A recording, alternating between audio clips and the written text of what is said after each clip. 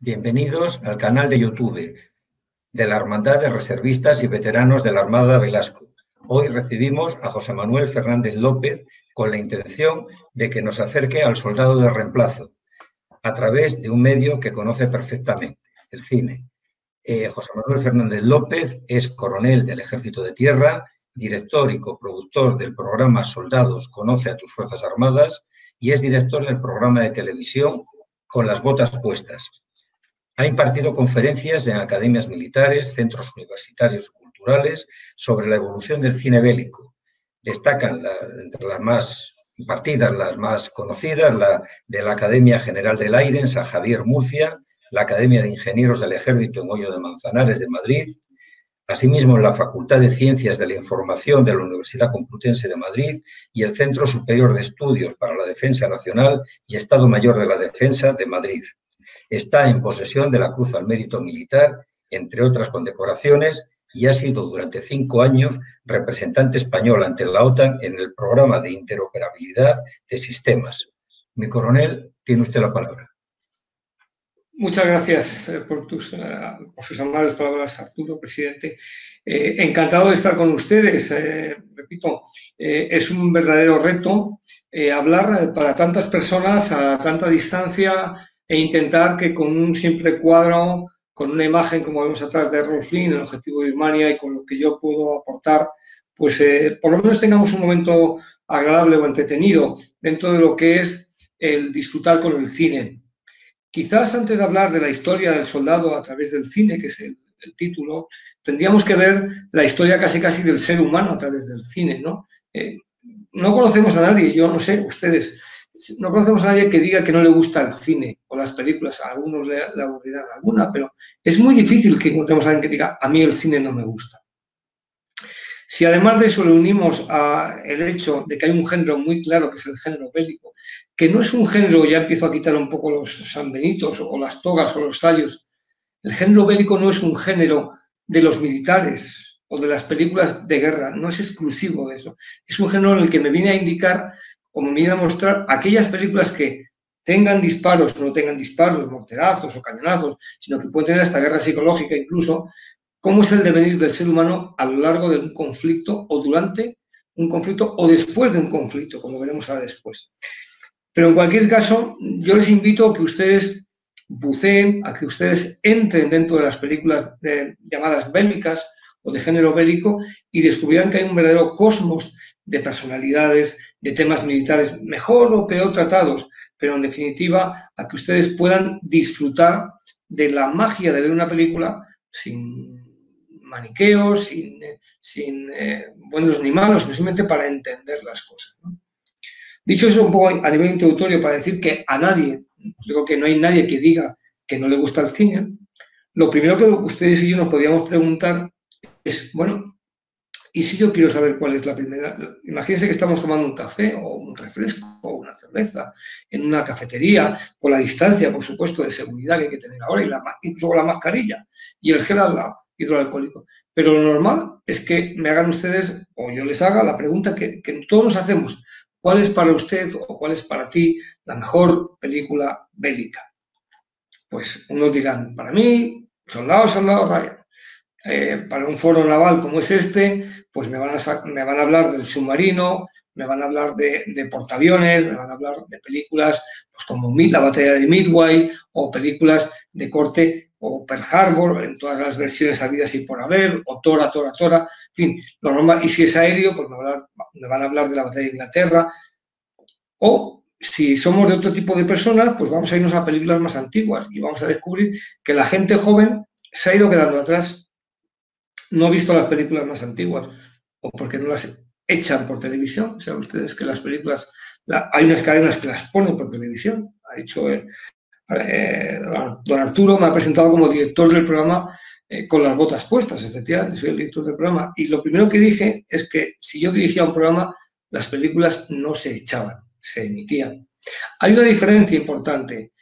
Hay cadenas que emiten una película y luego otra, y luego otra, y luego otra. Y después de comer un par de películas y hacen que la gente esté empachada de ver películas. Y hay otras cadenas que intentan o intentamos mimar al espectador y darle una película, mejor una buena que 20 malas, o una bien emitida o que 20 mal emitidas, ¿no? Luego, las películas tienen que ser de alguna manera algo en el que yo disfrute. Si volvemos a lo que estaba diciendo, si yo hablo de cuál es la mejor película bélica, pues probablemente la gente más joven se va a quedar como mucho, pues, en Salvador Soldado. Pero la gente más mayor va a empezar a decir películas que muchos de ustedes recuerdan, como Ante Príamo 47, Un Diesel Bismarck, etcétera, etcétera. O, ya le digo, todas esas películas del duelo del Atlántico, míticas, Destino Tokio, es decir, películas netamente navales, pero también terrestres o aéreas, como Objetivo Birmania, que ahí ven el cartel detrás, o Fuerzas Aéreas, o Fuego en la Nieve, etcétera, etcétera, etcétera. ¿Por qué la gente se va a los títulos más modernos? Porque ha habido, no digo una captura, pero sí un ocultamiento de las películas antiguas, fruto de la comercialización, fruto de que ahora el blanco y negro parece que no está de moda, todo tiene que ser en colores, etcétera, etcétera. Y sobre todo que ahora es quizás un cine y palomitas, ¿no? Y antes no, antes era voy al cine o no voy al cine. Y ahora es una opción más el ir al cine. Quizás en estos meses de pandemia, que mucha gente se ha tenido que quedar en casa, ha descubierto lo que es el cine o ver las películas. Puede ser, no dudo que no. Pero, en cualquier caso, empezaríamos a hablar de cuál es la mejor película bélica. Y diríamos, bueno, pues para mí esta, o Cartas de Iwo Jima, o Salvador Soldado Ryan, o la serie de televisión, luego hablaremos por qué surge la serie de televisión. Pero en cualquier caso, repito, llegaríamos a una conclusión, y es que hay una parte, uno puede buscar una película que está muy bien hecha, muy bien reflejada, el submarino está perfecto, el de la máquina Enigma, el del desembarco en Normandía, bien. Pero llegará un punto en que hay una parte de esa decisión de cuál es la mejor película bélica que depende de la impresión o del gusto personal de cada uno. Con lo cual, cada uno llevamos nuestra mejor película bélica. Sabemos cuál es. Y yo tampoco voy a decir, no voy a escaquearme y no decirla, se la voy a decir, para mí la mejor película bélica es la que está ahí atrás, Objetivo Birmania, a pesar de ser de 1945, que para muchos ya es una antiguaya, a pesar de ser en blanco y negro, que para muchos es algo como que no se puede poner, a pesar de todas esas cosas que me quieren decir que son totalmente cuestionables y rebatibles, para mí, repito, para ustedes, habrá uno que le encante, por ejemplo, la película Patton, o a otro le guste mucho la película de los cañones de Navarone. Hay una parte que es el gusto de cada espectador. Para mí, Objetivo Birmania recoge perfectamente en 3 segundos, o creo que son 10, lo que es el objetivo, los medios, la misión y el terreno. Es decir, cualquier orden de operaciones tiene esas partes, ¿no? Y en un momento determinado, si ustedes la vuelven a revisar, que la intentaremos emitir el año que viene en este programa de Con las Botas Puestas, el capitán Nelson, que es Errol Flynn, les dice claramente a sus hombres que son paracaidistas en un lugar remoto como Birmania, lejano, no es Normandía, no es Stalingrado, no es Italia, no es el norte de África, no es Birmania. Fíjense lo que es un teatro menor. Pues él a sus paracaidistas le dice, hay que destruir una estación de radar enemiga, japonesa, que está en plena selva birmana, dice, y les dice textualmente, el radar tiene que ser destruido. Nos han elegido a nosotros y lo vamos a hacer. Y pone, atrás en inglés pone, get it right. Dice, vamos a hacer lo correcto. Saben que en el ejército, la Fuerza Armada se habla de hacer las cosas mal, regular, bien y como las Fuerzas Armadas. Es decir, se busca o buscamos la excelencia. No nos basta con hacer las cosas bien. Creo que la operación Balmis ha demostrado para muchos españoles lo que son las Fuerzas Armadas. Quizás habría que plantearse cómo ha ocurrido esto para que un propio ser humano, un español, descubra lo que hace su Fuerza Armada o lo que son capaces de hacer. Pero repito, cada uno tenemos nuestra mejor película bélica. Luego, para ver la historia del soldado a través del cine, pues quizá lo mejor es ver cómo va contando el cine la historia del soldado. Podríamos elegir, si me permiten que señale con los dedos, 2 ejes. El eje longitudinal, es decir, a través de la historia, desde los egipcios, el mundo antiguo hasta nuestros días. O podríamos elegir transversalmente, es decir, desde el principio del siglo XX, cuando empieza el cine, hasta nuestros días. Cada uno de esos 2 caminos, imagínense ustedes que van en una patrulla en esas películas de la Segunda Guerra Mundial y que el capitán le dice al teniente, tú vas a ir por ahí y tú vas a ir por allá. Y se separa la unidad a ver quién tiene éxito y quién llega y quién no es atacada por los japoneses, ¿no? porque también les tengo que decir una realidad, ¿no? Yo no sé ustedes, pero yo de pequeño he jugado y he matado muchos japoneses en el pasillo de donde vivía en Madrid, en un metro cuadrado, pues vivías esas aventuras en las selvas birmanas, o estabas en Stalingrado, o estabas en muchos sitios, ¿no? Pero imagínense ustedes eso. Entonces, que uno decide por este lado, dice, yo voy a ir por este lado y a ver si encuentro el lugar adecuado. Y yo voy a ir por otro lado. Pues son dos conferencias distintas. Si yo empiezo a hablar desde los egipcios, los romanos, voy pasando la Edad Media, voy analizando todo ese tipo de cine y ver qué influencia tiene en el mundo militar, cómo se encuentra el mundo militar. Podría hacer eso, que sería, repito, longitudinal, llamémoslo así, o axial, o podría ser transversal, es decir, empiezo desde que el cine empieza a ser un fenómeno de masas, en los años 20. Son, si me permiten, es un poco pedante decir dos conferencias, yo les hago comentarios, ¿no? Pero serían dos charlas distintas. No hay tiempo para hacer en una sola cosa dos. O veo un partido de fútbol o estoy hablando con el vecino, no puedo hacer dos cosas a la vez, ¿verdad? Pues aquí esto es igual. Entonces yo hoy le voy a hablar en ese sentido transversal, desde la aparición del cine hasta nuestros días.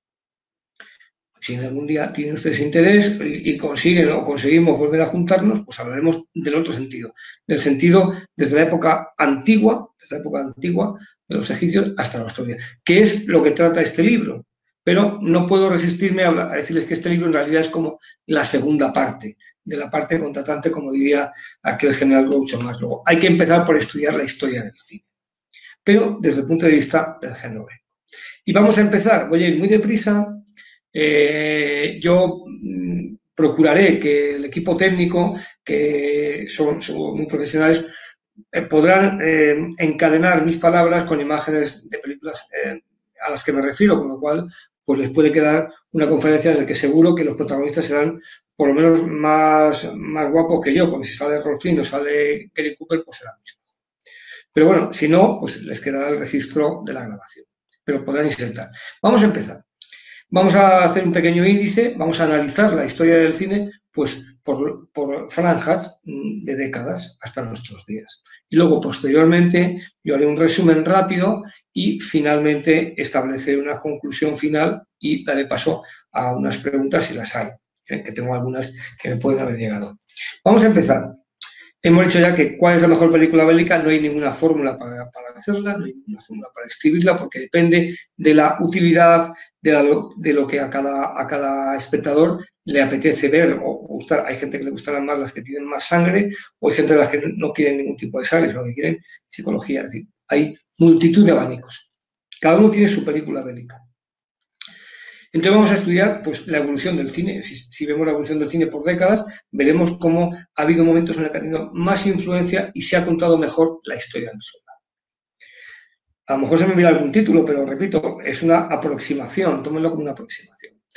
El cine en los años 20 comienza a ser algo más que lo que habían creado los hermanos Lumière. Se empieza a comercializar. Hay un cine mudo, que es la década de los años 20 hasta los años 30, que aparece con la película El cantor del jazz, el cine sonoro, vamos a decir. Esa película da un cambio importante en la industria del cine, que es vigorizada, impulsada por los Estados Unidos.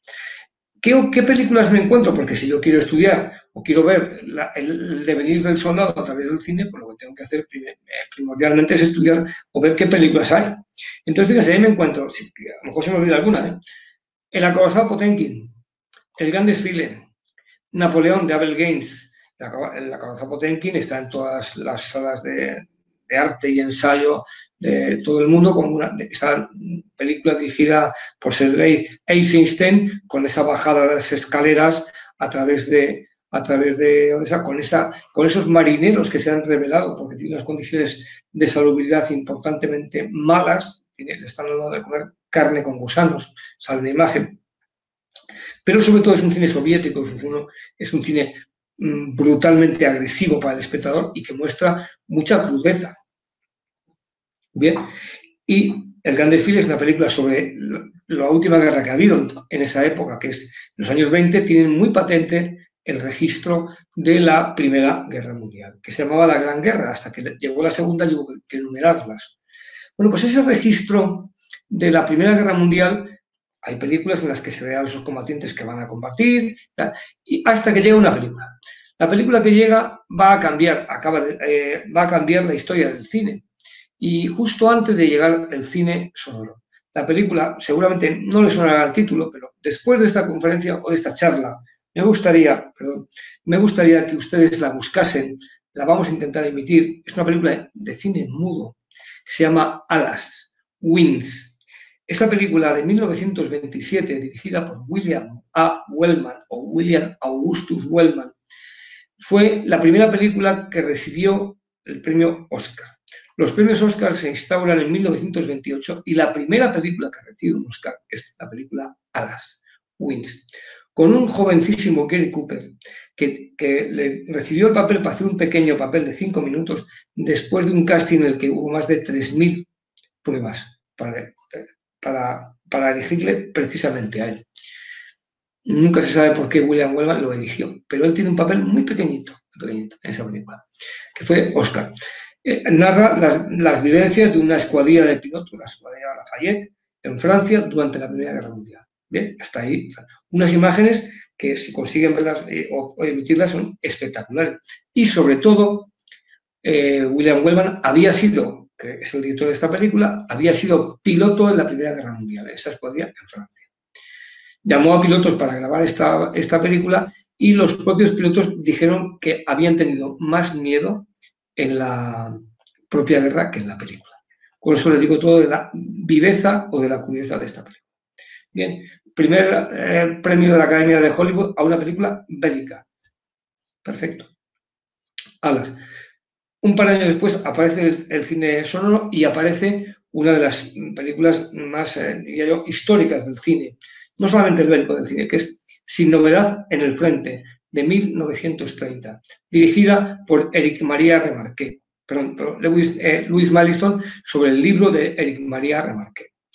Una novela teóricamente antibelicista y antimilitarista que denunciaba la tristeza de combatir en la primera línea de la Primera Guerra Mundial, pero que se convertiría años después en un libro de cabecera para muchas generaciones. ¿Y por qué es tan importante este Sin novedad en el frente? Porque hay imágenes en las que vemos unos enormes grúas que puso Louis Malleson, los embudos que hacen los proyectiles de artillería. Vemos también esos encadenados en los cuales vemos a los sirvientes de ametralladoras de lo que sería la infantería alemana, cómo van barriendo a la infantería francesa que ataca con unas concepciones casi napoleónicas. Ese concepto de la guerra de trincheras está perfectamente mostrado. ¿Bien? Pero, ¿por qué es tan importante esta película? Pues fíjense, es importante porque cuando la gente fue a ver esta película en 1930, no había ningún registro sobre lo que era una película bélica, salvo las películas mudas, pero no tenían el sonido. Pero Louis Malleson consigue recuperar o hacer que el sonido del tableteo de las ametralladoras, del silbido de los proyectiles de artillería y de toda esa especie de carácter que se hace en la tierra, lo vea el espectador. El primer pase de Sin novedad en el frente arrojó un montón de personas, bastantes en los cines, que salían vomitando de lo que estaban viendo, porque la gente tenía una sensación diferente de lo que era. Todas eran las referencias que se contaban por la gente que había sobrevivido a ella. La Primera Guerra Mundial dejó una tremenda marca. Eso nos puede valer para enmarcar esa primera década o de las primeras décadas iniciales del género. La siguiente década de los años 30. Los años 30 el cine se caracteriza porque empieza a haber una salida hacia afuera, empiezan a contarnos lo que es el colonialismo, lo que es los lugares exóticos. Y el espectador se sienta y disfruta de películas, pues por ejemplo, como La patrulla perdida de John Ford, como por ejemplo Tres lanceros bengalíes con Gary Cooper, dirigida por Henry Hathaway, como por ejemplo la mítica La carga de la brigada ligera, que ahora hablaremos de ella, y películas pues como Boyés, como Las cuatro plumas, es decir, sobre todo, pero películas netamente coloniales, es decir, en el que no alguna se habla de la Primera Guerra Mundial, pero ya queda más lejano y se va a esos escenarios exóticos o coloniales. He citado Los tres lanceros bengalíes, que es una preciosa película de Henry Hathaway, en la que también hay películas como El espía negro, que es muy curioso todo el papel de la Armada y de los submarinos, precisamente en la Primera Guerra Mundial. O sea que, pero el cine, como fenómeno de masas, que empieza a ser, se mete en lo que es contarnos esas unidades que están lejos, para llevar al espectador como de viaje, por así decirlo, ¿no? Tres Lázaro Bengalíes es la historia de tres tenientes en Bengala, precisamente en ese imperio británico en el que Gary Cooper interpreta al teniente MacGregor, Franchetón, que está perfectamente en su papel, y luego está el hijo del coronel, que es un joven teniente, y las relaciones entre padre e hijo. En su día fue conocida como la mejor película sobre el mundo militar, en el año 35, pero sobre todo es de las últimas películas que muestra unidades a caballo, unidades en ese momento a caballo. Luego ya entraría la mecanización, la motorización de los ejércitos, y con eso, de alguna manera, entramos en otra era de lo que sería el conflicto bélico, el conflicto armado, ¿no? Y luego he citado otra película, La carga de la brigada ligera. Es sobre un relato de Lord Tennyson, y es lo que está en todos los libros de historia militar como uno de los mayores desastres militares. Es más, hay un libro creo que es de Charles Dickinson, que es, se titula Los errores o las incompetencias del mando militar. Está como un ejemplo claro de incompetencia militar. Está situada en la batalla de Balaclava, en la guerra de Crimea, en la cual una brigada ligera de caballería británica cargó, parece ser con diversas órdenes y contraórdenes, y fue prácticamente aniquilada por los cañones rusos y turcos que estaban en los laterales. Muy pocos llegaron a la última carga final y fueron prácticamente aniquilados ese regimiento. Pero a pesar de eso, Michael Curtiz, que es el que dirige esta película, con un actor que está de moda, que es Errol Flynn, y con David Niven a la cabeza, como actores, pero sobre todo Errol Flynn, coge la historia, le da una vuelta, yo diría, cambia la derrota, como diría el mundo naval, y lo dirige a hacer una épica. Los años 30 son películas de acción y de épica. La carga de la brigada ligera tiene una carga de caballería, nada de dobladas, no, con caballos que se caen y que hoy sería considerado maltrato animal. Y para que se hagan una idea, de esa carga de 9 minutos, de esa grabación murieron 2 extras a consecuencia de las caídas de caballo. Eso era la idea de lo que era Michael Curtiz, que luego era capaz de dirigir películas pues como Casablanca, como Navidades Blancas, como Jornadas, en fin, era un hombre muy, muy versátil, ¿no? Y junto con Raoul Walsh, directores de mucha acción, pero Michael Curtiz, ya digo, en películas está garantizado todo lo meticuloso que era.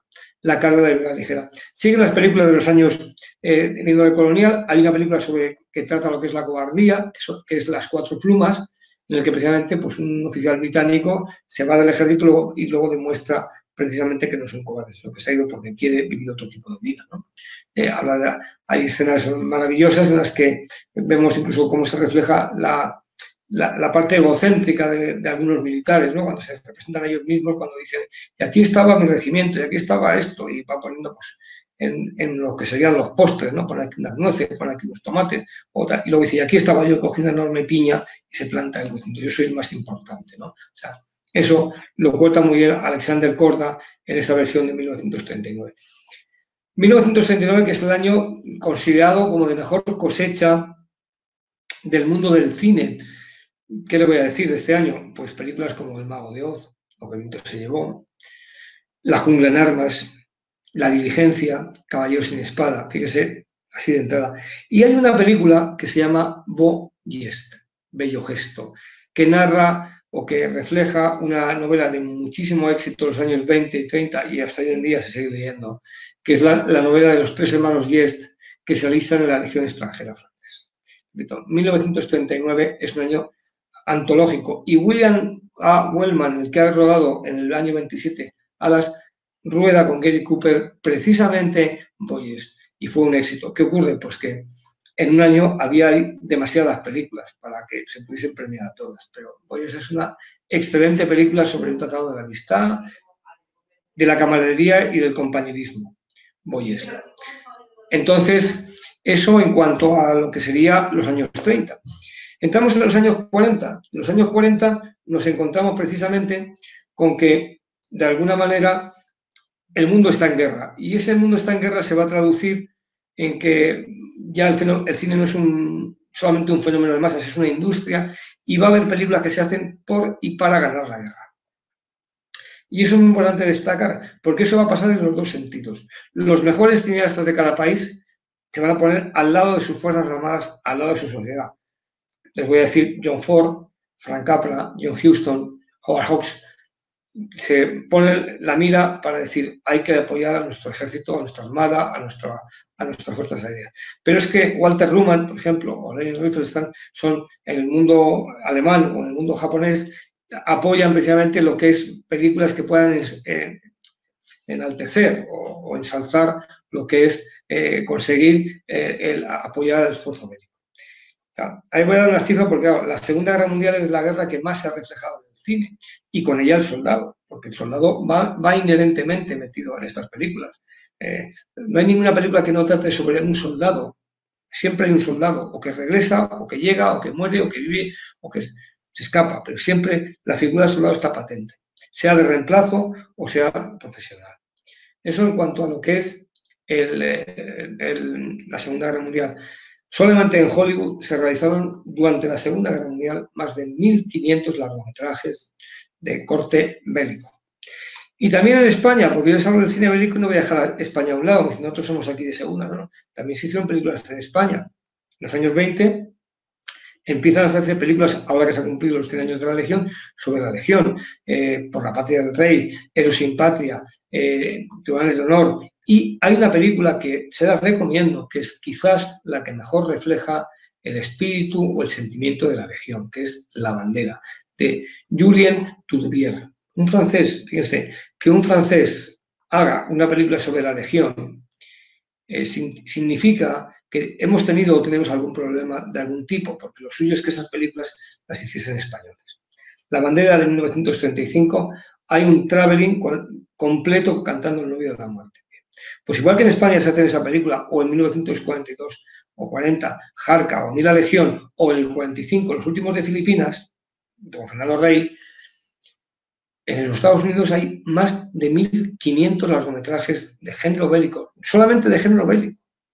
Entonces, sería imposible destacar. Pero hay una película que la tienen ustedes que ver o rescatar, porque marcó el devenir de la sociedad norteamericana, que es la película El sargento York. Es la vida de un granjero que no quiere ir a la Primera Guerra Mundial y finalmente le obligan a ir, incluso los militares le reciben con cierta freno porque dicen, este no quiere venir aquí, y resulta que el hombre era un objetor de conciencia.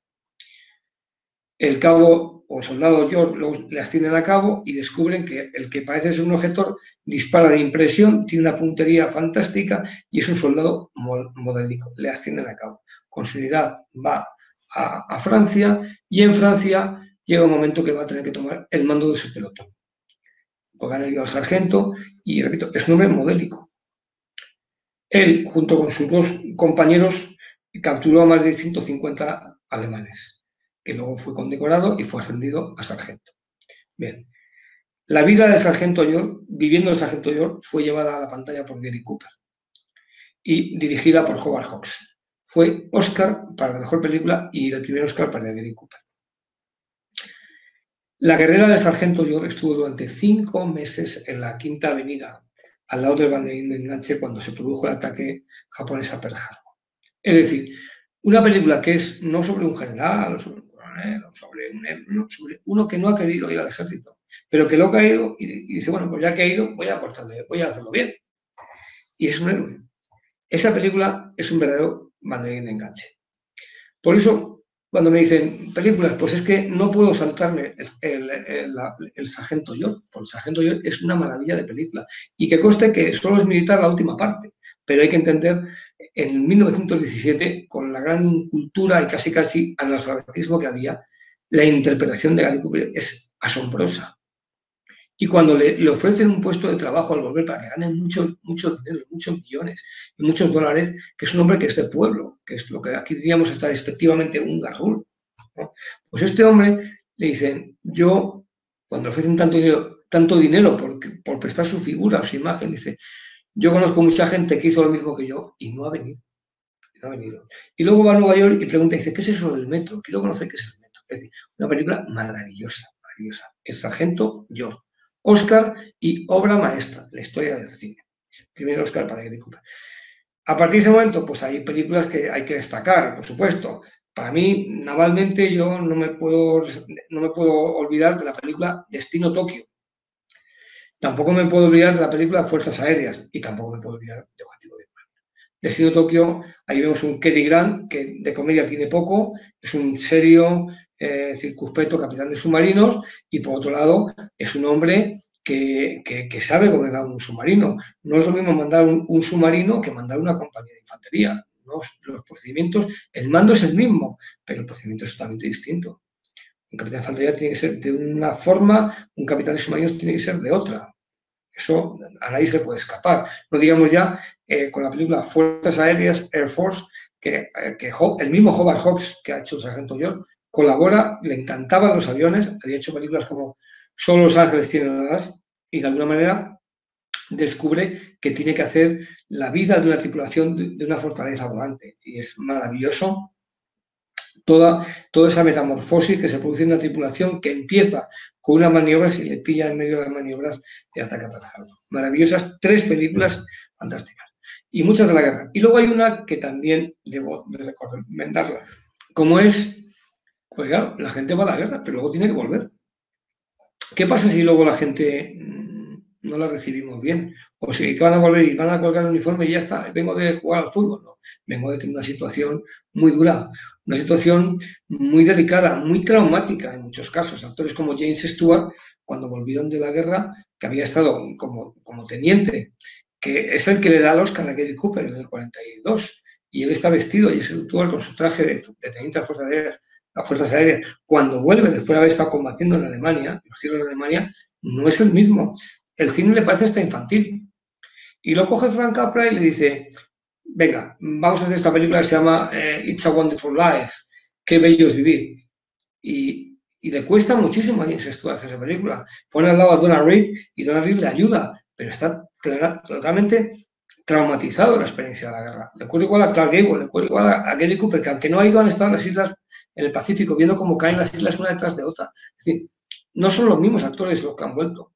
Bueno, pues eso, que es natural, porque el ser humano vive una situación que es traumática, como es la guerra, es normal que no lo sea. Ni la sociedad ya es la misma, la sociedad americana. Bueno, pues hay una película que refleja todo eso. Y esa película es para comprarla y para tenerla, para que cuando alguien nos hable de conflictos o de guerras, no hay que ganarlos, que los hay que ganar, por supuesto, es que además hay que ganarlos antes, durante y después. La película es Los mejores años de nuestra vida, The Best Years of Our Lives.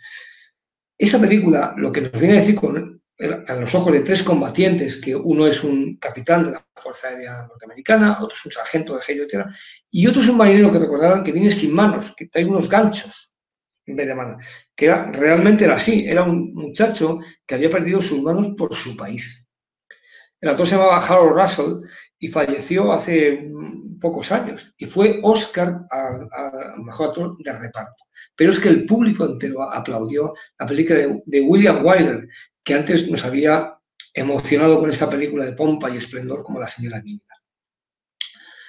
Los mejores años de nuestra vida, lo que nos viene a decir es que al combatiente no solamente tengo que invitarle a un café o a una copa para decir qué macho o qué bueno es, no, tengo que acogerle, tengo que entenderle, tengo que darle trabajo.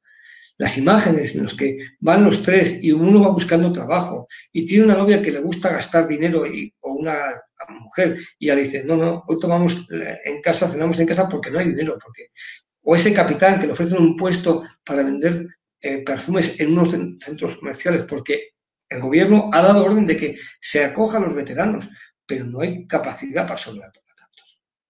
Está estupenda. Es un tratado a la sociedad norteamericana, es una llamada a decir que hay que ganar la guerra también detrás. Eso, y ya casi salto a Vietnam, no va a ocurrir en la guerra de Vietnam. Ya veremos por qué. En los años 40 tiene eso hasta que aparece la Guerra Fría. A aparece la Guerra Fría y ya las películas empiezan a contar, y aparte que hay un cierto estancamiento del género bélico. ¿Por qué? Porque ya se ha ganado la guerra, ya hemos entrado en una era nueva, que es la era nuclear. ¿Y ahora qué hacemos? Surge ese inicio de Pax Romana con Truman, pero hay una situación tensa con los rusos, con ese comunismo que no se sabe por dónde van a salir las cosas. Se crea la OTAN en el año 49, el Pacto de Varsovia, empiezan los bloques. Y el cine y el combatiente no es ajeno. En 1950 empieza otra guerra que también tiene su reflejo, como es la guerra de Corea, que luego hay un año entero casi de negociaciones. Hay una película que también les recomiendo, por supuesto. Yo todas las que les digo las recomiendo todas. No hay película, hombre, habrá una película mala, pero La colina de los diablos de acero, del año 1957. Fíjense que ya nos vamos a los años 50. Pero es que en los años 50 hay películas como Rommel, el zorro del desierto, una película de Henry Hathaway que habla de un general alemán. Eso es la idea de la grandiosidad de este general alemán, que el enemigo le hace una película 5 años después. En España tuvo mucho éxito la película Embajadores en el infierno, que recogía la epopeya de esos militares que no se lograron, que no se pusieron de rodillas ante los tribunales soviéticos, y la verdad es que no sé cómo salieron vivos de allí, pero la gesta de la epopeya de los españoles, y fue premio Ejército y fue Premio Nacional de Literatura por la novela de Torcuato Luca de Tena. Embajadores en el infierno, qué decirles de películas como Cuna de héroes. Nadie ha sido capaz de retratar mejor la milicia en una academia militar como John Ford con la película Cuna de héroes. Qué fácil habría sido hablar del general Douglas MacArthur, de Patton, para contar la historia de West Point, ¿no? John Ford dice, sobre los ojos de este que es un sencillo sargento, un frío-platos, un hombre que teóricamente no es nadie, ¿verdad? Pues es mucho, porque John Ford cree en la condición humana. Es un director que sabe grabar las caras, que sabe buscar al personaje humano, no le interesa el ego. ¿Cuántas veces hoy en día vemos a cuánta gente que tiene ego, yo? John Ford no habla de yo, habla de tú. Si no me creen, vean la película Cuna de héroes, The Long Grey Line. La historia de Martin Maher, tercero, Tyrone Power, cómo envejece con West Point, cómo ese final del desfile en el que toda la academia desfila delante de un sencillo sargento, o un gran sargento, diría yo. Eso es John Ford, eso es el cine de John Ford, vitalidad pura. Y si quieren saber más, vean el momento en que su mujer, Mary O'Donnell, que es esa pelirroja fantástica, que tenía mucho genio, como era Maureen O'Hara, fallece cuando ya de viejecito los dos, está sentada ante el porche y le dice al marido, que también anciano, Tyrone Power, dice, tráeme mi chaqueta al chal porque quiero ver la parada, porque quiero ver a West Point, quiero ver a los chicos de West Point desfilar. Eso, los que hemos estado en las academias militares sabemos que el desfile del sábado era el desfile de los sábados. Pues esa mujer quiere ver el desfile y va el marido con el chal y cuando la ve a través de los cristales que deja caer el brazo, con qué dignidad muestra John Ford la muerte.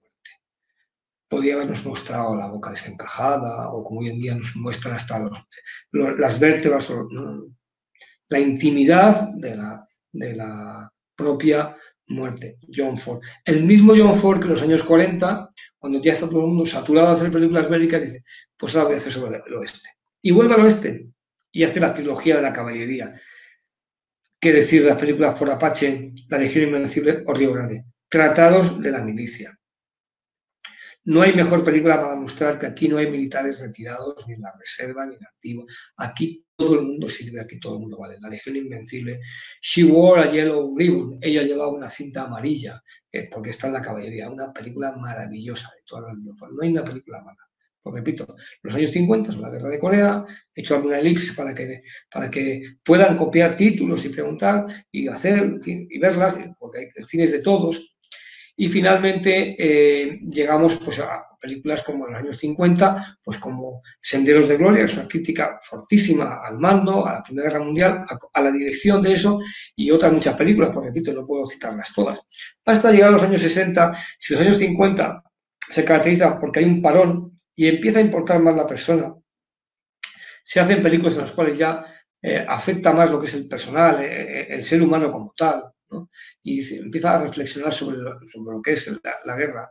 En los años 60 pues se empiezan a recuperar las grandes batallas. o las operaciones conjuntas y combinadas. Ahí aparecen los cañones de Navarone, la batalla de Inglaterra, pues películas incluso de mucha distracción, como 12 el patíbulo. Hay muchísimas batallas de submarinos, de barcos, de muchas de lo que serían escenarios como el Pacífico, de submarinos, de acorazados, de paracaidistas, de todo, pero siempre concepto de batallas, en los años 60, repito. Quizá una de las más conocidas, aparte de los cañones de Navarone, El día más largo, que es una gran superproducción, con 3 directores, con un productor que es Doug Lizano, que busca la grandeza, rodada en blanco y negro. Pero es que hay películas hasta de géneros que parecen insospechados, como por ejemplo El tren, de John Frankenheimer, con ese Burt Lancaster que hace de ferroviario y de agente de la resistencia, una película maravillosa sobre un libro de una mujer que da de la resistencia francesa, ¿no? El tren de los años 60. También nos encontramos con que ya hay películas que se empiezan a mezclar con otros géneros y sobre todo ha aparecido un gran enemigo del cine. Ha aparecido la televisión, que ya empieza a tener incluso formato más claro, con mejor definición. Y, importante, la guerra de Corea finaliza en el año 53, hay un periodo en el que no hay guerra, surge la verdadera paz norteamericana con el general Eisenhower hasta la llegada de Kennedy. La llegada de Kennedy va a marcar un antes y un después, va a haber una involución con su asesinato y con todas las tensiones sociales en los Estados Unidos, y entramos en una guerra que nunca estuvo declarada, que nunca hubo una declaración formal de guerra, como he dicho, pero que se consumió casi más de, el sitio más álgido, más de 500.000 de hombres, como es la guerra de Vietnam. La guerra de Vietnam es la guerra de los helicópteros, pero es una guerra que la sociedad norteamericana nunca comprendió porque nunca se la explicaban tan bien como la Segunda Guerra Mundial. Si en la Segunda Guerra Mundial hemos dicho que hubo más de 1.500 largometrajes durante la Segunda Guerra Mundial por y para norteamericanos y británicos para el esfuerzo bélico, durante la guerra de Vietnam no hay ni una película. Mejor dicho, hay 2. Una se llama La Patrulla, de Burt Lancaster, una película neutra, y otra para apoyar, que la hace y la paga el propio Duque, que es John Wayne, que es la película Boinas Verdes. La película Boinas Verdes, pues es un intento de ayudar a levantar la moral del pueblo americano, pero fue la única. Nadie hizo ninguna película. Toda la sociedad americana estaba en ese movimiento social, de hippies, de todo lo que las convulsiones sociales que se tradujeron en el rechazo a esa guerra, ¿no? Después de la guerra de la paz, en el 75, la primera película que aparece es El cazador, con Michael Cimino. ¿Qué hace el cine en esos años? Pues hace películas pues, como 12 del patíbulo, como películas de distracción, como de grandes batallas, de combates, como Comando en Mar de la China, es decir, películas sobre la Segunda Guerra Mundial. Pero no hace películas sobre lo que sería lo que está ocurriendo, porque no hay un engarce entre la sociedad y lo que está ocurriendo con las Fuerzas Armadas. Y posteriormente, cuando llega un combatiente de Vietnam, es un apestoso, es un tonto, o es uno que hay que dejarle ahí de lado. A diferencia de la película Los mejores años de nuestra vida, con William Wyler, que desde el minuto 1, el año 46, nos pone la película esos mejores años de nuestra vida para decir, hay que recuperar a la gente que viene. Aquí no, aquí es decir, tú a ver si me puedo escaquear o me libro de ir a Vietnam. ¿Qué pasa? Que desde el año 78 viene El cazador, Apocalipsis Now, La chaqueta metálica, Nacido el 4 de julio, la de Oliver Stone, esta de no me viene a la cabeza ahora, hay una película que es muy... Platoon, es decir, hay un montón de películas sobre pero después, con 3 años de retraso. Entonces, viene a significar que la sociedad americana no ha entendido ni ha digerido exactamente eso. Así entramos en los años 80, en lo que el cine bélico ya empieza a estar de capa caída. Hay pequeñas o grandes películas como El submarino, películas también de corte o las películas que vuelven a recuperar y vuelven siempre al punto de partida, es decir, a la Segunda Guerra Mundial, que es la película la guerra que mejor se cuenta o que mejor se puede tratar. Para ir un poco más, hacer más deprisa, porque ahora el cine actual ya se conoce más, ¿no? Los años 90 no son desembarca la serie de televisión y por otro lado también se producen los 50 años de la batalla de Stalingrado, Pearl Harbor, todas esas guerras que ya tienen 50 años. Aparece la serie de televisión que ya empiezan a inundar a partir de prácticamente el siglo XXI en el que estamos. Pero sobre todo hay una serie que ha marcado un hito, que es Hermanos de Sangre. Hermanos de Sangre sigue la estela de una de las películas mejores de estos cincuentenarios, que es Salva al Soldado Ryan, que tiene un desembarco de unos 22 minutos que se refleja lo que es el combate, lo que es la guerra, lo que es, si me permiten, pues el Carajal, que se produce en un desembarco, porque por mucho que sea hoy en día digitalizado, nunca caes, te tiene que dejar el paracaídas, nunca te llega la munición cuando tiene que llegar, porque siempre hay unos factores que son impredecibles. Salvador Soldado Ryan es un verdadero hito en el cine, pero repito, no es para mí, en mi opinión, la mejor película bélica, pero sí, la serie de Hermanos de Sangre está fantásticamente hecha. Y luego hay dos grandes películas que van a aparecer ya en el siglo XXI, como es La bandera de nuestros padres y, sobre todo, Cartas desde Iwo Jima. ¿Por qué? Porque refleja perfectamente ese general Kurabayashi y esa defensa del monte Suribachi, precisamente, cómo desde un cineasta como Clint Eastwood es capaz de contarnos desde el punto de vista de un japonés, ¿no? La realidad de esta defensa del Pacífico, que fue una verdadera, pues como cada isla era una verdadera carnicería. Se podía hablar horas del cine bélico y de la estrategia, un poco por abreviar. Como digo, los años 60, las grandes batallas, operaciones conjuntas, y al principio del siglo XX nos encontramos con los conflictos actuales de Irak, de Afganistán. Los atentados terroristas han marcado un antes y un después. La reducción de las series de televisión y, sobre todo, la manera de explicarle a la sociedad por qué sus hijos o sus padres o sus maridos o sus mujeres están combatiendo en escenarios tan lejanos. Y eso es un poco lo que sería una visión rápida de la evolución del cine de manera transversal, es decir, desde los años 20, los años del cine mudo, el inicio del sonoro, Cinemación del Frente, los años 30, el colonialismo, los años 40, la Segunda Guerra Mundial y la difusión del triunfo y la propaganda, los años 50 viene el parón, el combatiente pequeño portal, los años 60 son los años de las operaciones conjuntas y combinadas, las grandes batallas, los años 70 hay otro estancamiento, se vuelve siempre la Segunda Guerra Mundial y empieza a llegar los coletazos de la guerra de Vietnam. Los años 80, pues ya les digo, empieza a aparecer el soldado máquina, ese Rambo que solo obedece a su coronel, que es muy entretenida la película, pero militarmente hablando, poco o casi nada, ¿no? Ya convergen las series de televisión en los años 90 con esos 50 años del desembarco, o del desembarco de Normandía, o de la batalla de Stalingrado, etcétera, etcétera, etcétera. Y todo lo que es la Segunda Guerra Mundial, que sigue siendo un marco muy propicio para hacer historias o para contar historias verídicas o medio verídicas. El siglo XXI comienza con los atentados del 11S, marca un antes y un después esta guerra en Irak, esta guerra en Afganistán. Me he pasado un poco de puntillas la guerra, lo que sería, he citado Vietnam, pero habría que hablar también de la sartén, del intermedio, de la guerra árabes-israelíes y todo lo que es desde películas como La sombra de un gigante o películas como, en el caso de la guerra del Golfo, Generation Kill, es decir, películas, o la batalla de Haditha, películas más actuales que nos cuentan precisamente cómo es el día a día del combatiente o el francotirador del combatiente. Pero repito, son películas que tienen otro pelaje, no porque sean modernas, sino porque ya se cuentan las cosas de otra manera. Eso en cuanto a un poco a una visión rápida. Como conclusiones, pues lo bélico sigue siendo premiado. Recientemente ustedes han oído hablar de la película 1917, de Dunkerque. Qué casualidad que son películas británicas hechas por británicos para ensalzar algo que es el Imperio Británico, que está bastante, como saben ustedes, decaído. Yo no puedo suscribir Dunkerque porque ya el primer fotograma que un soldado recibe una octavilla en tinta en color, eso es como si uno piensa que un marciano puede ir por el Polo Norte, pues es imposible, no se hacían octavillas en ese color.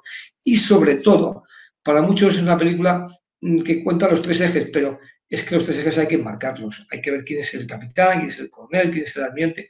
No puede ser todo la plasticidad de las imágenes. Eso en cuanto a Dunkerque, repito, a lo mejor a alguno le rompo el sueño. Pero, ¿y qué decir de 1917? Pues es un excelente videojuego. Pero yo creo que por lo que yo sé y he leído, lo pongo en el libro, los coroneles de infantería no estaban en la primera línea, ahí en medio de las trincheras, sino estaban atrás, sobre todo británicos y franceses, atrás, en castillos, durmiendo en sábanas, y de cuando en cuando llamaban por teléfono para ver cómo habéis avanzado. Es decir, eso que lo cuenta, quizá con demasiada crudeza, Kirk Douglas en Senderos de Gloria, la de Kubrick, aquí se ha querido ensalzar para hacer un videojuego. Si me preguntan una película que sea moderna, para mí, pues sigo diciendo que Cartas de Iwo Jima me parece de rabiosa actualidad porque va a ser un clásico. Y para concluir, les diría que de todas las imágenes que pudiésemos sacar o decir antes de dar el turno de preguntas, seguramente que si ustedes consiguen ver la serie Mano de Sangre, les pediría que se fijasen no en la defensa de bastón o en Curragí cuando están siendo paracaidistas, sino que se queden con el momento en el último capítulo, cuando están jugando los soldados al béisbol, al fútbol, lo que sea, y llega el comandante Winters, que ha empezado a hacer el comandante, es el actor ese pelirrojo, y le dice, atenta a la compañía, manda firmes y le dice, la guerra ha terminado. Cada uno tiene que incorporarse a su vida, siempre estaremos unidos. Hace un discurso que es los mejores años de nuestra vida. Luego, si alguien me dice que cuál es la mejor película bélica, diré aquella que refleje el sentir del soldado, del combatiente. Pero como la colina de acero, en el que vemos el miedo de la gente, que antes en la Segunda Guerra Mundial había orden del Pentágono de no mostrar el miedo del combatiente.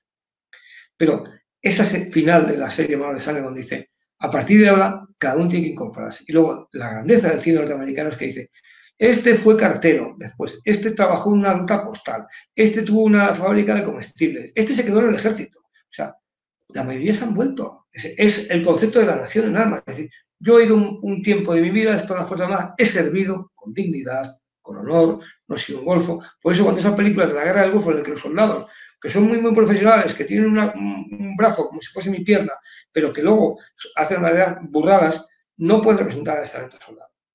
Sea de reemplazo o sea de profesional, porque el soldado tiene que tener una idiosincrasia, una capacidad. Lo que decía Calderón, aquí en fin la cortesía, el buen trato, la verdad, la bizarría, es una religión, la milicia de hombres honrados. Luego, ustedes tendrán que analizar, hay películas como Comandante Pino 47, como Roma en Zorro del Desierto, como Operación Cicerón, que son de espías, que hay verdaderos mensajes a lo que es la dignidad del ser humano y del militar o del civil que está combatiendo, porque también combate con los civiles. En fin, pues mi conclusión es esa, es que lo militar siempre, no es que esté de moda, es que va con la condición humana. Y eso por mi parte no es todo, porque habría que seguir hablando, pero tampoco quiero aquí monopolizar todo.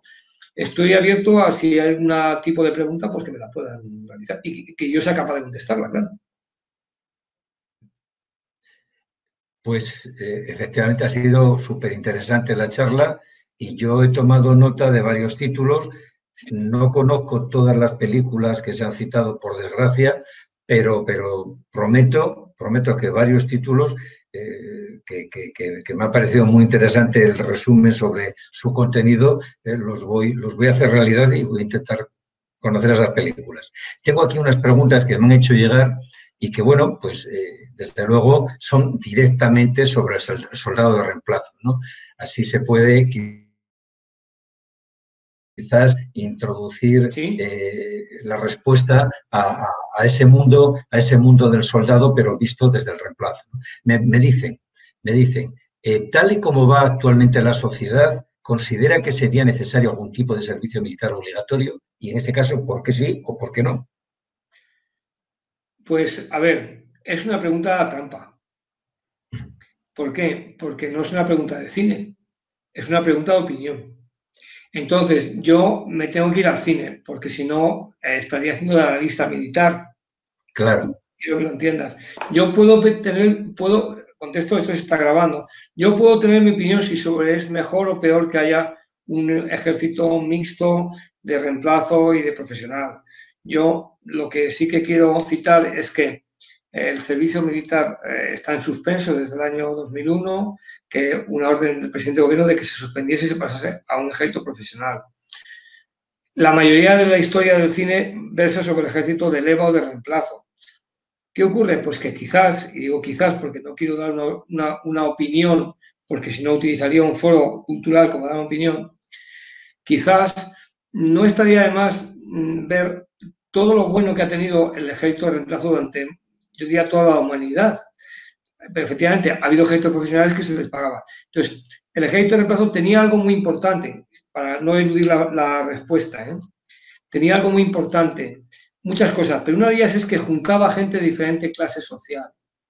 En una misma compañía, en un mismo buque, en una misma escuadrilla, coincidía gente que venía de una clase elevada, de una clase media o de una clase incluso baja. Yo he conocido los dos ejércitos. Había una cosa que se llamaba la extensión cultural, que salían por atrás de unos soldados que eran maestros y enseñaban a otros soldados que no eran, ni siquiera sabían leer ni escribir. Había una labor social importante. Luego es una ventaja, ¿verdad? Pero también hay que decir que el ejército de reemplazo pues no fue evolucionando. Y llegó un momento que había una serie de tareas que no estaban externalizadas, como eran pues las cocinas, los camareros, las guardias, que no eran las guardias no, que no eran las tareas netamente militares que tenía que hacer un soldado. No sé si me explico. Entonces llegó un momento en que, por un lado, había cosas buenas y por otro lado, que a lo mejor los años 40, 30 o incluso 50 eran buenas porque había gente que no conocía el pescado hasta que iba a la mili. Había gente que aprendía a leer y a escribir o que se sacaba un carnet de conducir. Pero por otro lado, eso con la evolución del país tampoco fue mucho más, no evolucionó, no sé si me estoy explicando. Entonces, desde mi punto de vista, pues lo ideal sería un sistema mixto, en mi opinión. ¿Eso cómo lo refleja el cine? Pues lo refleja el cine precisamente con que cuando hay conflictos, hay los propios civiles los que dicen, yo aquí me voy a tener que hacer casi militar, como en el caso de la Resistencia, la película del tren, o como en diversas películas como Guerrilleros en Filipinas, pues tienen que coger embarcaciones para combatir como pueden, o el patrullero PT-109, que es la historia de Kennedy. El ejército de reemplazo, yo creo que el 99% de la historia militar es de ejército de reemplazo. ¿Quién ha luchado en Cuba? ¿Quién ha luchado en Monterrey? ¿Quién ha luchado en Filipinas? El ejército de reemplazo. Hubo unos ejércitos profesionales que eran los tercios, efectivamente, y crearon una escuela nueva, pero el ejército de reemplazo es la nación. ¿Qué ocurre? Pues fíjense qué pasó con los Estados Unidos después de la guerra de Vietnam, que era un ejército de reemplazo, que el mando norteamericano pasó inmediatamente a un ejército profesional, porque dijo, esto no se sostiene, o sea, este modelo no se sostiene así. No sé si he contestado la pregunta. Sí, perfectamente. Tiene varias matices, es política. Yo lo que siento es que todos mis compañeros, por las preguntas, lógicamente, son de este tipo, con lo cual casi suspendo las preguntas y la dejo en una final. Aunque no obstante, sí quiero decir que sí que conozco la extensión cultural porque yo formé parte de ella. Y además muy orgulloso, que ya hemos comentado anteriormente, una anécdota que viví y que me llenó de satisfacción. Pero bueno, voy a hacer una última pregunta porque si hay alguna más la puedo hacer. Yo lo que no puedo entrar es, como ya sabes, es en temas de política ni en temas de dinero. No, bueno, en ningún momento la intencionalidad de mis compañeros era esa, pero que es una pregunta lógica porque la gente se lo plantea, porque dice, ¿por qué no vuelve esto si además vendría bien para la sociedad, para conocer a la gente? Tiene su lógica la pregunta. En ese sentido. Mucha lógica. Otra cosa es que cada situación tiene sus pros y sus contras. Claro. Porque también es verdad que eso implica había una rigidez que era que cuando instruías a un soldado y ya estaba preparado, se licenciaba. Pero había un desgaste permanente, también es verdad. O sea, había una especie de acordeón entre una sección estaba instruida, otra estaba medio instruida y otra era no recluta. Nunca tenías a la unidad completamente formada. También hay que ver eso. Claro que sí. No obstante, viene bien esta pregunta que le voy a hacer ahora, porque hace muy bien de broche de la primera, ¿no? Bueno. Y bueno, concretamente me dicen, ¿a qué atribuye usted el hecho de que sean precisamente los antiguos soldados y marineros de reemplazo los que mantienen vivo el espíritu de hermandad asociativa de veteranos? Bueno, pues la explicación es muy sencilla, desde mi punto de vista. La gente que ha vivido el servicio militar, la inmensa mayoría tiene un buen recuerdo del servicio militar, la inmensa mayoría. Porque han tenido un sargento, un teniente, un capitán, un alférez de navío, un capitán de corbeta, un suboficial, un sargento, un oficial. Han tenido una simbiosis con sus jefes.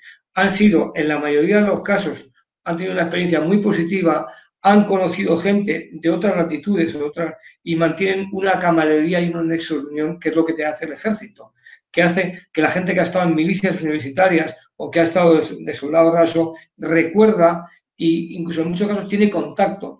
Yo creo que el mejor testigo de esto fue un telespectador ubicado en Las Palmas, que en un programa del programa Con las botas puestas, hablando de la película, y voy a citarla para que se pueda ver, Fuego en la nieve, Battleground, que hablaban del sargento, y yo hablaba de la potencia y la grandeza del ejército de reemplazo. Él hablaba maravillas de su servicio militar y de que había tenido un sargento que todos le querían, que les hizo ver que hacían ejercicios con él, hacían marchas, eran los primeros en formar, y que pasado su servicio militar, todos los años se escribía con su sargento. Todos los años. Y hablaban una vez al año por teléfono, qué tal, se ponían al día de sus hijos. Así han estado, pues yo creo que casi 40 años el hombre. Ya dijo que una vez llamó y ya el sargento no se puso porque había fallecido, pero que con su hija, que es médico militar, o con su hijo tenía muy buena relación, que es cardiólogo. Yo a ese oyente le he pedido que me facilite los nombres de ese egregio sargento, porque ha cumplido con su deber después de muerto y sobre todo con ese ejército de reemplazo al que le debemos, yo creo que todo lo que somos. Porque el ejército profesional lleva 20 años, pero está muy bien. Pero venimos y somos lo que hemos sido el ejército de reemplazo. Recuerdo que en esa carga del regimiento Alcántara llegaron a cargar desde el teniente coronel, que era su obligación, el primero, cuesta arriba, y con fuego graneado, hasta el final cargaba el practicante, el médico, el acemilero, el chico de 15 años con unos lagrimones que le caían por la ceja. Es decir, era el ejército de reemplazo. Lo dice John Ford con la Legión Invencible. Cambiarán sus caras, sus nombres, pero cuando tú veas a un soldado de azul aquí o allá, eso es los Estados Unidos. Y cambiarán las caras, cambiarán las formas, pero el ejército siempre ha sido un reemplazo. Para mí siempre es un ejército de reemplazo. Nunca morirá ese ejército. Y no morirá porque la gente pues, lo recuerda, lo vive y sigue sintiéndolo como tal. No sé si he contestado. Perfectamente, perfectamente. Y además, no solo perfectamente, sino que me quedo con sus últimas palabras para agradecerle esta Cambiarán charla. sus nombres y sus caras, pero es el regimiento ahora y dentro de 50 años. Así Ni es. hay militares retirados, ni hay ejércitos A, ni ejércitos B. Hay ejércitos. Podré colgar mi uniforme, pero seré siempre militar. Siempre. Usted y yo tenemos un vínculo. Y todo lo que ha servido en Fuerza Armada, incluso el que no ha servido, que no ha podido, que quiere servir, también lo tiene. Así es. Siempre. Y aunque tengamos 99.000 años, seguiremos teniendo ese gen, de decir, sobre todo de hacer el trabajo bien, de ser dignos, de que le digan, ese hombre tiene dignidad, ese hombre es un militar. Lo importante no es la elaboración, es servir. Y el ejército de reemplazo se ha batido el cobre toda la vida. Pues nada, pues muchas gracias. Me quedo con esas palabras.